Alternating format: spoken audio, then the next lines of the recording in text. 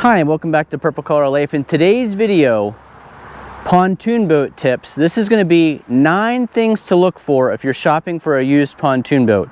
Now I know 9 things seems like a lot, but as we go through this video, I'm going to explain why these 9 things are important to look for when you're pontoon boat shopping, and then also the replacement costs. So for example, when I mentioned the upholstery, I'm also going to tell you if you had to replace cushions on a seat or the upholstery on one section of a seat or the captain's chair, the actual cost of doing that. And that'll help explain why these 9 things are really important when you're shopping for a pontoon boat. So we actually bought this boat last summer, and I'll put a video link up above as to why we bought the pontoon boat. But when I was shopping for the pontoon boat, as I do with anything I buy, I did a lot of research. I do have some boat knowledge, so I went into this knowing what I'm looking for and looking for a good deal. Now this particular boat that we'll be talking about throughout this video that we have is a 2011 Sun Tracker Party Barge 21-foot pontoon boat. It's got a 60 horsepower Mercury Bigfoot engine on it, made for pontoon boats. And this was a boat that we bought used, like I said, last year. Price of this boat for the boat, the trailer, and the motor was $14,500. So if you're shopping, that might give you some idea what the price range of a boat like this could be. And maybe just a side note, if you're shopping, you don't have to buy new. Pontoon boats do hold their value pretty well. So the new ones are pretty expensive. The used ones will save you a little bit of money, but if you want to resell it in a couple years, it'll hold its value. The first thing I want to talk about, and these are going to be in no particular order, but the first thing we're going to talk about is the pontoons. Obviously in a pontoon boat, the pontoons are what keep you afloat on the water. It's important to make an assessment as you look back the boat of the pontoon condition. When you're searching, you'll see pontoons that are all dented up, dinged up. You'll see this isn't super shiny, but the shiny of aluminum isn't really what you're looking for. What you're looking for is the condition of the actual pontoon. So if you start here in the front, the very first thing I always look at is this eyelet. This is what you're going to be tethering the boat to if you're going to beach the pontoon boat on the shore. This is what you're going to be hooking to. I've seen a lot of pontoon boats where these are actually torn off or ripped out, so you want to make sure these are in good condition. Looking down the pontoon, you can see this is a sharp cutting edge for cutting through the water. You want to make sure that's not got a big dent in it or a notch out of it. Down here is where that cutting edge is making contact with the shore. So if you are going to beach this, as you pull in slowly to shore, this is the section that makes contact. You want to check all of this to make sure it's still in good condition. All of this, make sure there's no big dents, gouges, scrapes, or if it looks like it's been cut and then welded, I would avoid that boat. And then these are also important. These keep the splash from coming up and hitting the bottom of the deck. So later on in this video, we'll talk about the cost of replacing the deck boards. This is the plywood underneath the carpet. This just helps protect that. So these are also important to look for when you're looking at the pontoons.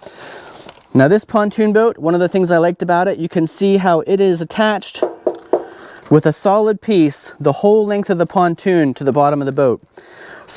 These are in sections. The open sections don't provide as much rigidity, and they are also going to let stuff get underneath there, whether it's water or dust and dirt. So I like that this boat has them the whole length. As we get back here to the back of the boat, you'll see something that I was really looking for when I was looking for a pontoon boat. The older you look at pontoon boats, the smaller you'll see the pontoons are. This boat has a 25-inch pontoon on each side. Here's my hand for an idea of scale. These are some really good size pontoons on the bottom of this boat. Some boats now actually have even larger pontoons. They have 27-inch. But if you look at older boats, you'll see some that go as far down as 20 inches. So a 20-inch pontoon, you can imagine much smaller flotation underneath the boat. 25 inches is the smallest that I would want to go if I were pontoon boat shopping today. One of the nice things about these new pontoon boat trailers that really lift the boats up off the ground is that you can get really good clearance underneath here, and one of the things you want to be looking at is this plywood decking on the bottom of the floor of the boat. Now it should be treated plywood, and it should hold up pretty well as long as it is protected from the elements when you're not in the water. It's allowed to dry out a little bit, so You can see this plywood's all in good condition. They say this type of marine plywood should last for 10 to 20 years, but it's a good idea to inspect it on the boat you're looking at. You may find spots that could be weak spots or damage or some rot.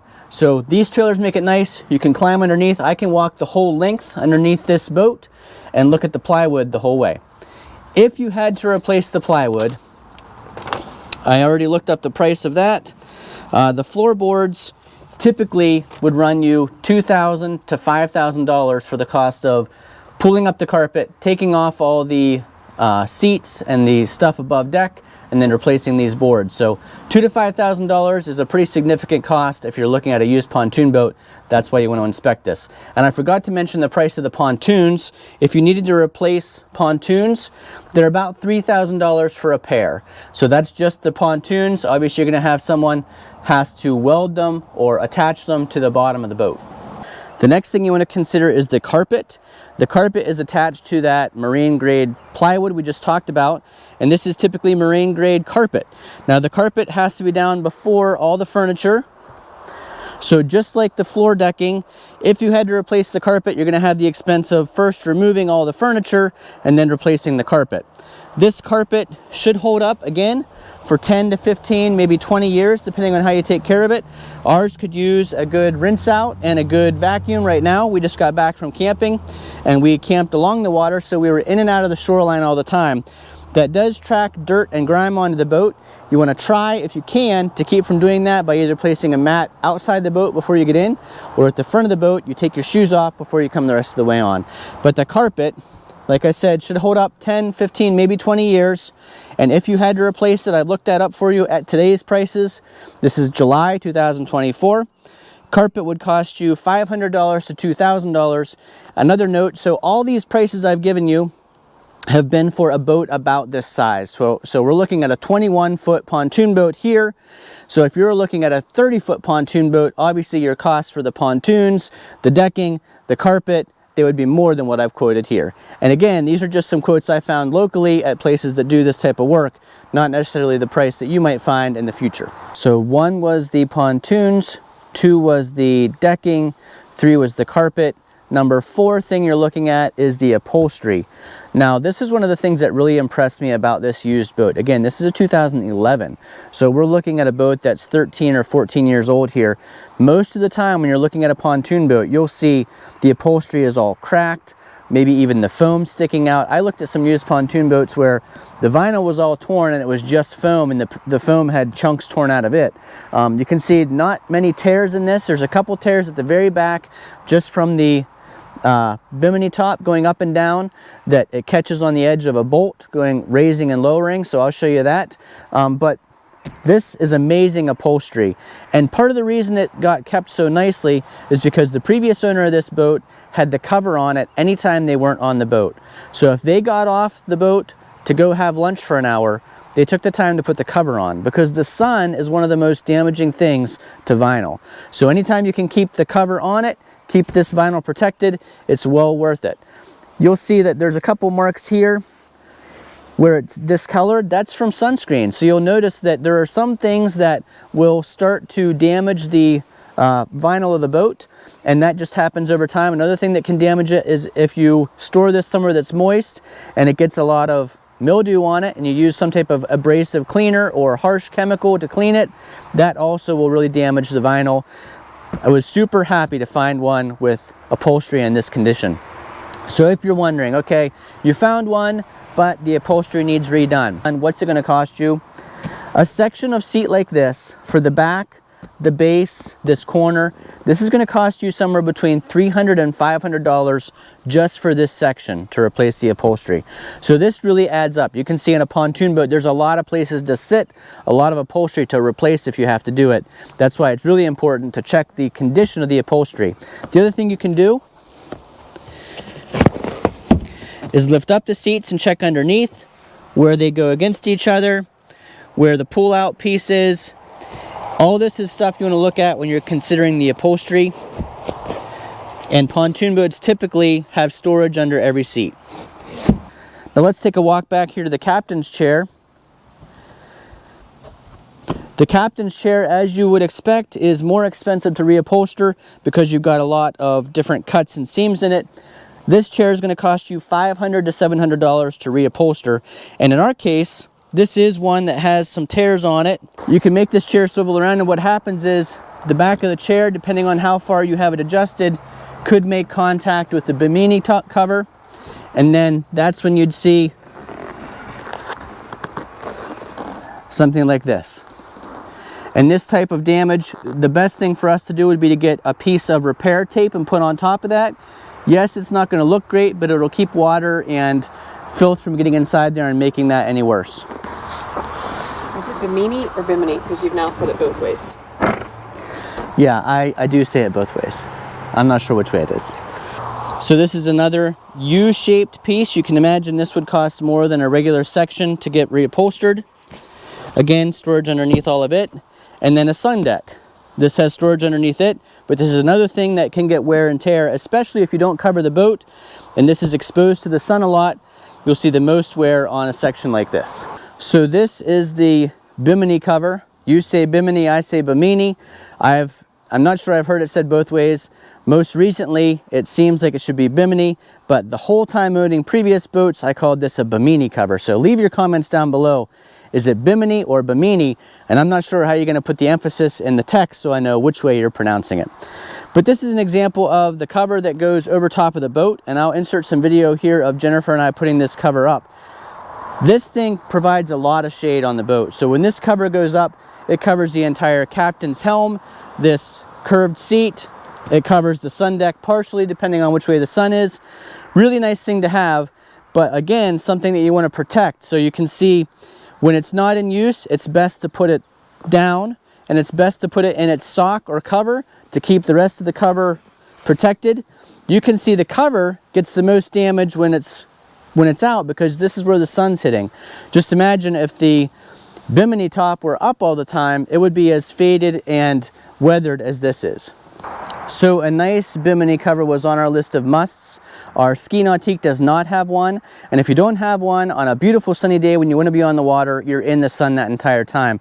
This not only provides shade, but it also cools down the weather a little bit for you because you don't have that direct sun contact. It doesn't feel as hot when you're on the water. In addition, it does help protect these seats. So when the cover's off the boat, but you have the Bimini top up, it's helping protect all of this from being directly exposed to the sun. The cost of this, if you have to replace it, these covers run anywhere from $500 to $1,500 for the fabric covers, and possibly more than that if you're looking for the solid metal covers. Our pontoon boat and most pontoon boats do not have an hour meter, so it's really hard to tell how many hours are on a boat, but you can get a pretty good guess at it by looking at the overall condition of the rest of the boat. Just like I mentioned in our Sea-Doo what to look for in a jet ski video, which I'll link to up above, I don't consider hours to be super important. It's the overall condition and general upkeep of a boat that give me a better idea how much longer it's going to last me into the future. And as far as the age of the boat, the things I consider are some of the features that have been improved over time. So if you're looking at a pontoon boat, again, I mentioned the size of the pontoons have increased over time. I would not go smaller than a 25-inch pontoon. The engines have improved over time, so you want a boat that has power, trim, and tilt. In my personal opinion, that's the only kind of outboard engine I would have. So those are the types of features. Obviously, we like having the fish finder and depth gauge. We don't do any fishing from this boat, but it's nice to be able to have this to let us know our speed, how deep the water is, the water temperature. It's a nice device to have while you're on the pontoon boat. So to review what we've done so far, 1 was the pontoons, 2 was the decking of the boat, the plywood, 3 was the carpet, 4 was the upholstery, 5 was the Bimini cover, number 6 was the overall condition of the boat. Remember I said more important than the hours is the overall condition of everything when you get a feel for how the previous owner or owners have taken care of this piece of equipment. Number 7 on our list, the motor. In order to move around through a lake, you're going to have some type of power. What you'll notice about a pontoon boat is they do catch a lot of wind. So you want to have enough engine power to move you around the water because the wind will push you around somewhat. But you also want to know the body of water you're going to be in may have limitations. So for example, some lakes around here, you can only have a maximum of 20 horsepower on your boat. So this boat with a 60 horsepower engine cannot be used on those lakes. But 60 horsepower is about the minimum that I would want on a 21-foot boat. And if you're curious, can you wakeboard and water ski and tube behind a 60 horsepower boat? We've made videos about that. I'll put links up above. Ready, hit it.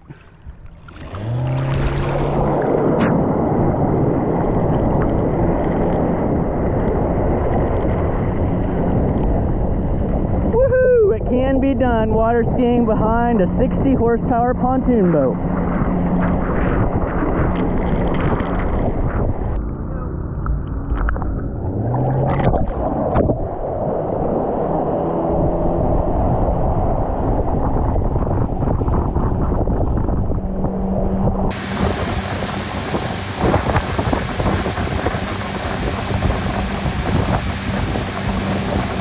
The 60 horsepower Bigfoot Mercury engine is actually designed with a larger low end, bottom end, to push a pontoon boat specifically. So that's one of the things I liked about this motor. It just sips fuel. Now remember, I'm comparing it to a 300 horsepower V8 351 engine in our Sport Nautique, where it seems like every few hours you have to fill up the gas tank.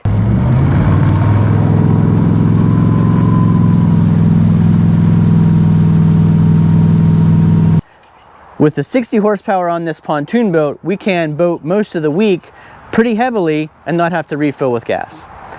The other thing you want to consider about the motor, like I mentioned earlier, the newer motors are all going to have power, trim, and tilt. I think that's important. If you're going with a larger engine, you probably want to have power steering. So looking at the engine is one of the major costs of the boat. Outboard engines are not inexpensive pieces to replace. So you want to have a good feel for how this engine has been maintained, some idea of the condition of it. Has it been winterized properly if you live in a northern climate like us? Has it been in salt water if you live in a southern climate? Salt water will more quickly damage the pontoons and the motor than fresh water will.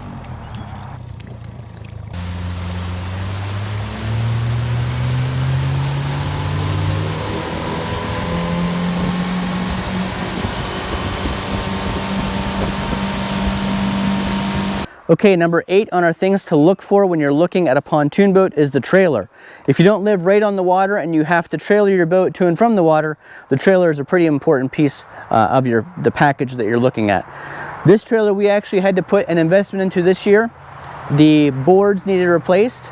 This trailer came new from the factory with 2x4 boards, the length of the pontoons, and while they held up 13 years, which is probably pretty good, they were due for replacement. The carpet was starting to come off of them, but worse than that, the boards were actually starting to rot underneath the carpet. We noticed because one of them, the bolt pulled through, so it no longer was stable on the trailer, and once I started digging into it, we found that those boards were all rotted.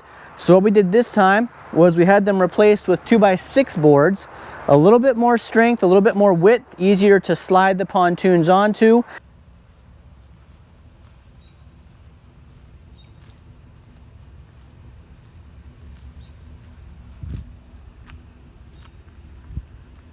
And treated lumber covered with marine grade carpet. That cost us $450. Again, we're looking at a 21-foot boat trailer here, just for some idea. Other maintenance costs for a trailer could be the wheels and tires. You have to have a tire that's in good enough shape, and a wheel and an axle, and bearings that are good enough shape to safely haul your boat. And then of course lighting and the condition of the overall metal of the trailer is also important to consider when you're looking at number 8, the trailer. The trailer is another example of where advancements have been made over time. You saw how high this boat sits on the trailer. While it does make you climb 3 steps to get up into the boat while you're on the trailer, it also keeps the boat a lot higher off the ground. If you've seen some of those older pontoon boat trailers, they're kind of like a scissor system, and the entire trailer actually fits in the middle between the pontoons. The pontoons then are all only seeming to be like 6 inches to a foot maximum off the ground, and those always looked a little uneven to me and dangerous to go around turns. So this type of trailer, though it does jack the boat up quite a bit, for me is the preferred type of trailer. And as far as the height, you will note this trailer and the boat would never fit in a regular size garage. So our door on our building here that I back this trailer into is 10 feet wide by 14 feet tall, so we've got plenty of height clearance and plenty of width to get into the garage. But these boats being 8.5 feet wide typically now, and as tall as they are on these trailers, it does take a bigger building to be able to store them.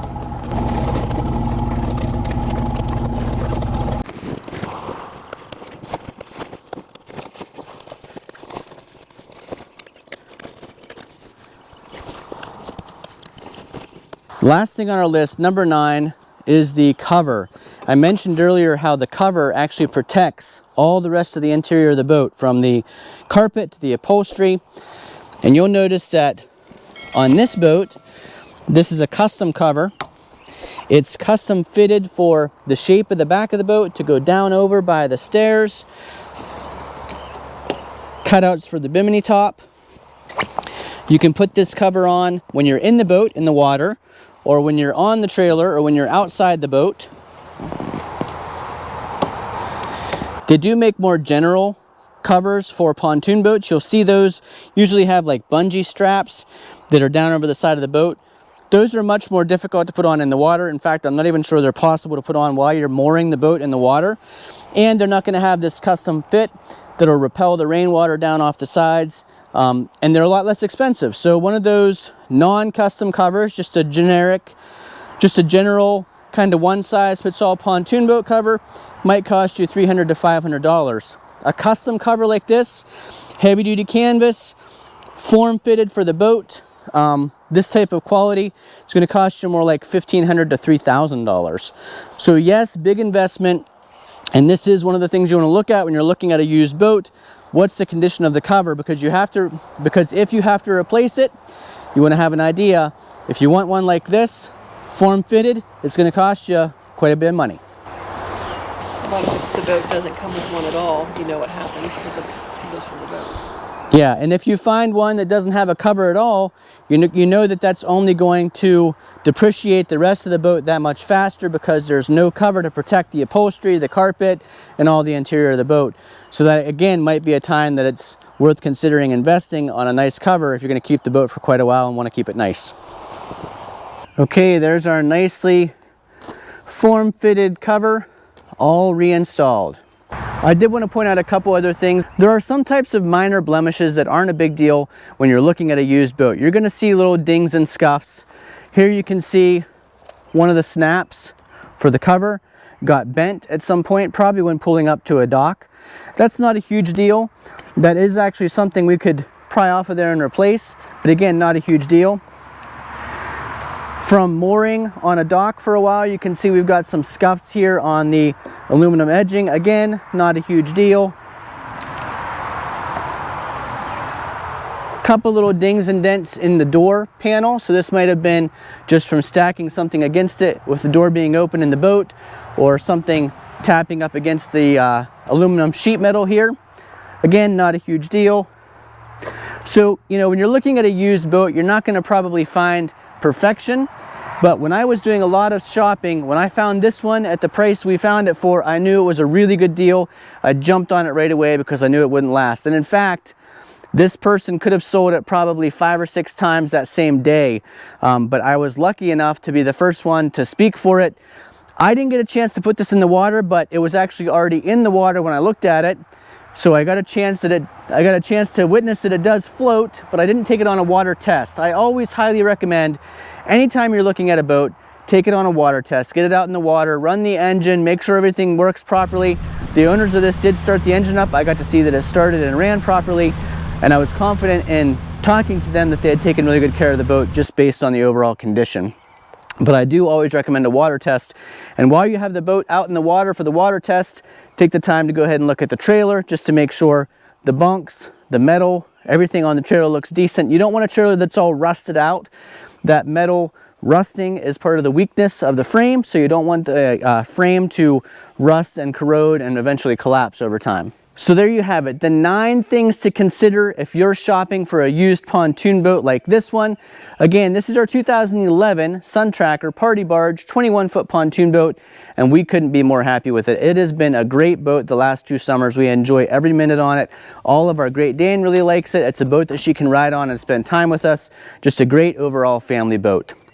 In the future, I'll be making a video about the cost of ownership of having a pontoon boat like this one. I had the advantage of being a person who owns a ski boat, a jet ski, and a pontoon boat. So I'm going to do a video about the average annual cost for each one of those machines to give you an idea, once you find a boat like this, what's it going to cost you annually to maintain a boat like this and keep it in good shape for the next summer. Thanks for watching. Hopefully you found this video informative and entertaining. Again, the 9 things to look for or consider if you're looking at a used pontoon boat. Leave those comments down below. I'm sure that there were some things I forgot. So if you've been pontoon boat shopping and noticed a couple things, leave those comments down below. That'll help out other people who are watching this video in the future. And while you're here at Purple Collar Life, we'd really appreciate if you give us a thumbs up. If you haven't already subscribed to our channel, consider clicking that subscribe button. And then watch another of our videos while you're here. I've got a video specifically about water skiing behind a pontoon boat. And then we've got other videos about our rural lifestyle with firewooding, tractors, equipment, things we enjoy outside here in rural Northwest Pennsylvania. Thanks for watching. Hopefully we'll see you again the next time.